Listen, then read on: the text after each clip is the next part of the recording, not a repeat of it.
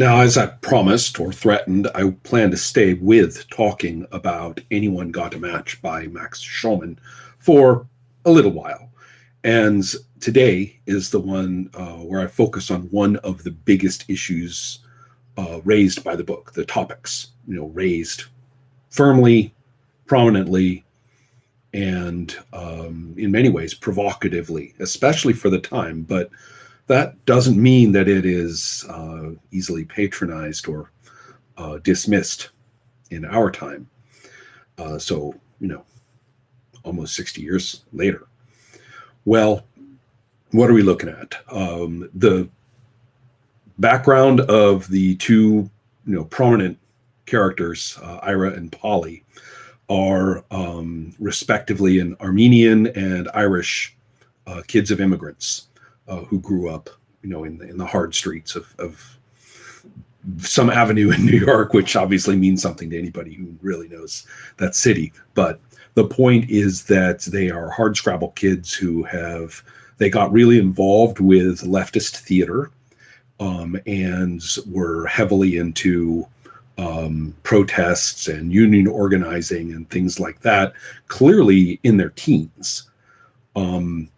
And it was quite, they were barely old enough to be involved with World War II. And after that, went pretty hard middle-class professional. And Ira, as we know, was sort of slowly bamboozled into the, shall we say, less substantive side of television. And he had started as an activist producer, in fact. So anyway, that's actually fairly pointed, and bearing in mind as well Schulman's own background in this regard, if you're interested in that. Well, anyway, but all of this has a lot to do with civil rights. We learned that as young people that they had met Linus, who was kind of a very gravitas, very almost noble kind of character with a sense of humor, didn't like symbolic gestures, and really wanted to have a serious impact. And his interest in theater was as propaganda, as the term was used back then, was more generic rather than being specifically allied with a particular political viewpoint. And so he was, today we would say, promotion or spreading the word or cultural, messaging and stuff like that. Well, anyway, so Linus is into the theater for that reason. And then later we discover when he's older, now it's in the 60s, that he has turned his attention, in fact, toward television for just the same reason. And he is very clear on where he's coming from. Linus is all about pragmatic improvement. The important thing is to educate people, but also to normalize, to make sense across people's different perspectives, and without using kind of a reasoned point-by-point argument, but more in a sort of by-example argument, basically saying, hey, we are all just people here in the United States, so come on, let's do the United States thing. Okay, so he has a very attractive look for the, shall we say, the troubled American of the 50s, the troubled white American of the 50s. Will find Linus a very appealing character. And just to jump to it, we find that, strangely enough, the book ultimately, if you really look at this whole structure, as far as this issue is concerned, it is about the discovery of common ground and the realization of common ground that they already had among Linus, Professor Linden of Arts, and Jefferson Tatum. And note that Jefferson Tatum does get the William Lloyd Garrison, Race Relations Award, and Linus is very clear, Professor Linden of Arts are very clear about why. And it's an extremely clear discussion at the end of this. And we also need to look at that critical part in chapter 13 when we visited Professor Linden of Art's classroom, where basically it's saying, we don't care what you feel. Feel as you may feel. Be motivated as you may feel. In fact, you may even have a patronizing or entirely self-interested motivation. But if what you're doing actually is equal pay for equal work, free speech, voting, all those things, all the stated civil rights goals, and you're doing that, that's it. That's what we're doing here. That's going to work. That's going to matter. That's going to be where we need to go as a society, and quit doing this self-involved and performative, issues thing. Now, this was, again, extremely attractive and remains extremely attractive. And if a certain set of circumstances applied, then it would, in fact, be nothing but the most amazing common sense.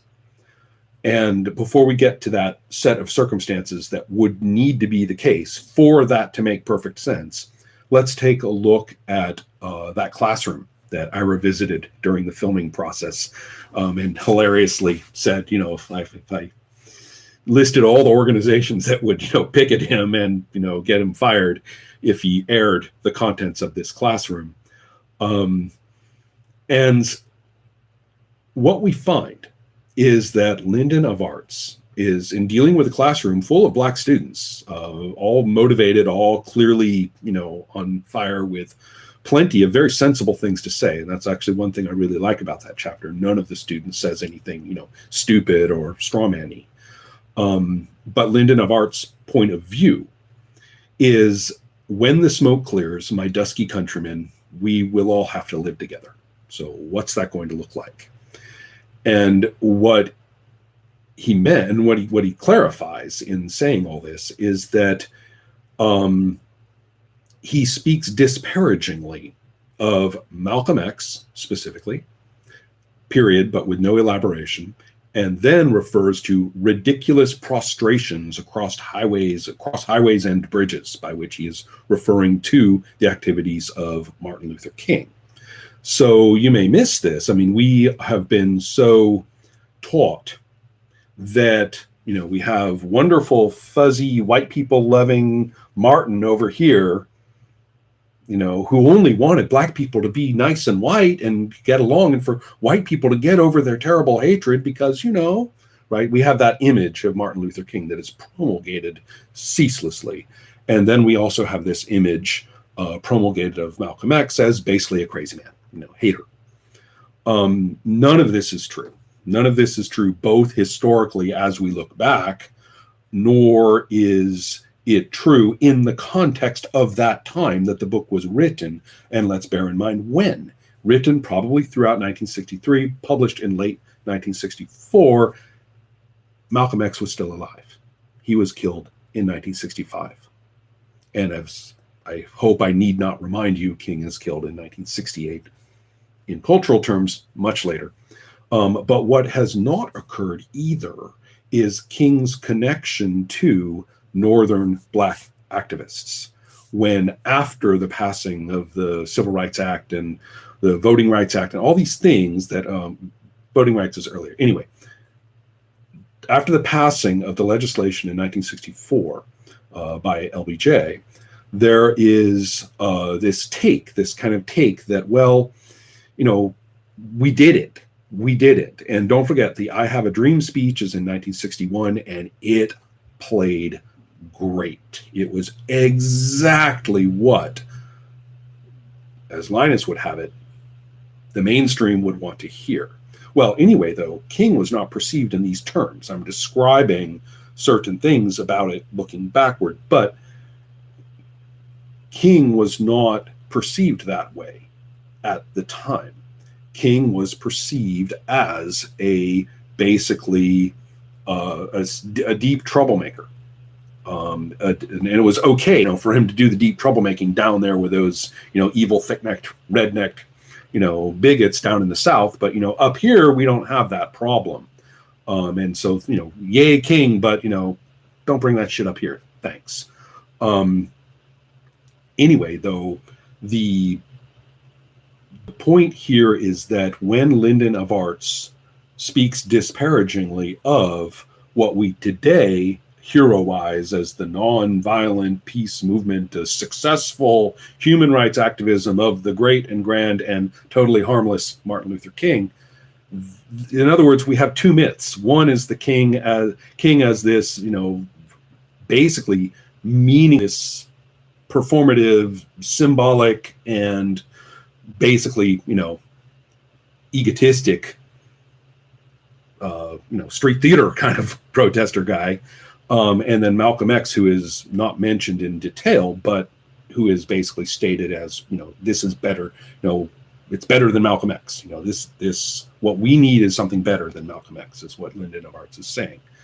And the implication, I think, without any stretching at all, is that we don't need hate. So anger, that terrible anger. I can't have that. So it seems to me that Linden of Arts remains a tokenist in many ways because of a certain belief he has that I think Shulman is messaging with his book that is frankly shared by almost everyone I know. And I'll talk of that in a moment. But the thing I'm trying to get at is that in that class, Linden of Arts is pushing for, as he completely describes it in great detail, the melting pot is, still, the lid is never, there's no lid, and it takes time. Small steps, small steps, small steps. And he's all about it. Even one of the black students even says, how long since the Emancipation Proclamation? How many small steps are we even talking about here? And it's a good question. And he just keeps saying, well, a lot. And it's better than Malcolm X and better than these ridiculous, demonstrations. So that is what you might call a faith-based point of view. What is it? What is their faith in that permits this point of view to be stated as the voice of reason in this book? It is the point of view, which is actually quite wonderfully and clearly stated, that America is a wonderful, diverse place, and the diversity is always being added to, and it becomes wonderful as it becomes assimilated, that acceptance is not something that happens first, it happens later, and that you basically get in there and pitch and run and catch and deal with all of the rough edges, and in generations' time, your kids' names will be considered ordinary names in the classroom. Your appearance will be considered part of the ordinary spectrum of appearance, and basically no one will remember. I mean, the rough, the first generations, pay for it basically, but this will happen, and we end up better off, all of us. And as Linus would put it, let the love come later. So this viewpoint is a very faith-based thing. You can see it, just to change the topic slightly, you can see it absolutely imbuing the main comic books of the day, which were not superhero comics, not quite yet. They would have it, but it would be the Superman family, the National Comics is the proper name, were very much about this. Their ads ever since World War II were all saying this all the time. And it would be worth looking at the war comics. You may not know this, but throughout the 50s, the comics that were the most read, the most produced, the most, where actually all the comic book people from the 60s and 70s were honing their craft, was all in these war comics. Everyone gets all excited about the horror and crime comics, but no, look at the war comics. You'll find all the storytelling, all the drama, all of the content about our culture, the culture they were in and expressing through their stories. You'll find it in there, and that's what you find. You find exactly that same message. Now, there are some issues with that message, And terms have been, brought about since then: structural racism, institutional racism, stuff like that. I mean, we can address you can address those in their particulars and their details as you see fit, but the saying far more straightforwardly, it's rigged. There are phenomena in place that are not merely discriminatory, but highly oppressive and murderous, and that was the case at the time, and it's the case now. The war on drugs was actually initiated by Nixon, borrowing the messaging from Johnson about the war on poverty. And I suppose you could call the war on drugs, as presented by Nixon's administration, to kind of be the war for poverty. And then, of course, during the Reagan years, then that same policy was institutionalized, was developed so strongly as to become self-defining, as to become defining for American society. And moving into the 90s and the Clinton administration, and basically extending the Texas and Florida concepts of prisons nationwide, and militarizing the police forces to an extent that in the time of the early 60s, when this novel was written, would be surreal. I mean, it would be science fiction. So I think that Lyndon of Arts doesn't know that. And Linus, who is presented as an extremely thoughtful, extremely experienced, and extremely observant, participant in political affairs, doesn't know that either. And that Schulman's view of America as presented, although he shows all manner of hilarious and terrifying features of it, that's his belief system. The book has that belief system. And were the circumstances different? Were we dealing with the assimilationist melting pot, where identities don't disappear necessarily, but they make the whole thing more flavorful as they go along, and you get, Irish Armenian marriages and so forth. And in fact, the book even alludes to Polly's father not being especially pleased about that. If those circumstances were the case, and then the point of view of Lyndon of Arts and Linus, and as we discover, Jefferson, would actually be laudable and easily favorable over all others. But it's not the case. And I find this to be it would be wonderful if this little presentation were of intellectual interest only, and everybody would either be, nitpicking or debating or, fascinated, or say that's obvious or whatever it is, as just an idea talking about a novel. But that particular faith-based concept is absolutely prevalent and is deeply embedded in many other claims. And I'm not particularly favorable toward sort of excuse-based attempts to address it. The legacy of slavery, you can't expect people who have been scarred by the legacy of slavery for so many years to be able to, horseshit. That's not the case. The case is that there are active, vicious, effective means in place for discrimination, oppression, and murder. Those are occurring. And so don't talk to me about abstractions, about some sort of, vague miasma that is settled into, people that sort of hampers them, or anything of the kind. So I'm not interested in those discussions at all. I've heard it all, and it's crap. It's white people blithering. So I want to talk more and think more about that image of America that says we have problems, we have concerns, and we can do it. We will do the politics, we will achieve the legislation, we will deal with people calling us names and people disagreeing and people being wrong. We know there are going to be people who are wrong, but the right, the way it's going to be will prevail.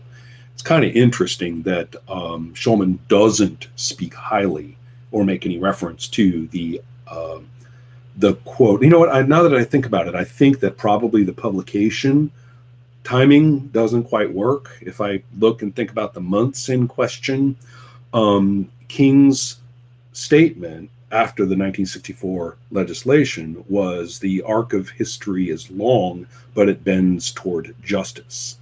Now, I have plenty of things to admire about Martin Luther King, but frankly, that was the stupidest thing he ever said, because it doesn't. And nothing intrinsic suggests that it does. Sometimes I wonder whether it even can. So until I get some better intellectual grounding about such claims, I am not going to be the one that says, and if we just all keep pitching and we all be right and we all stick together because we're right and keep our eye on the official means of changing the laws. A quaint notion, you change the law, and it's changed now. We've changed everything. It's like, good luck. So I ask you to consider your view toward that faith-based claim.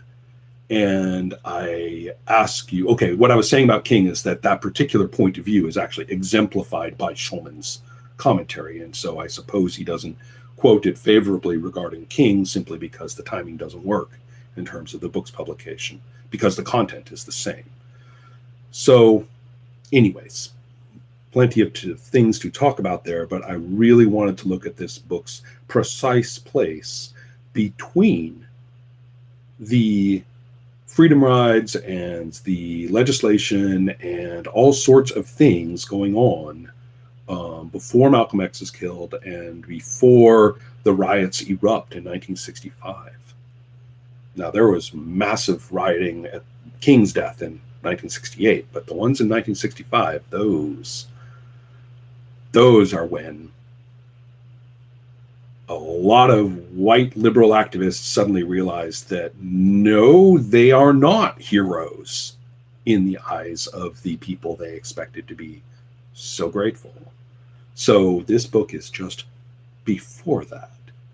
And as such, the voice of what was being idealized by so many is abundantly clear and well worth reflecting, because that voice has continued to speak even in the presence, the historical presence of those other later events, when frankly, it should have shut up.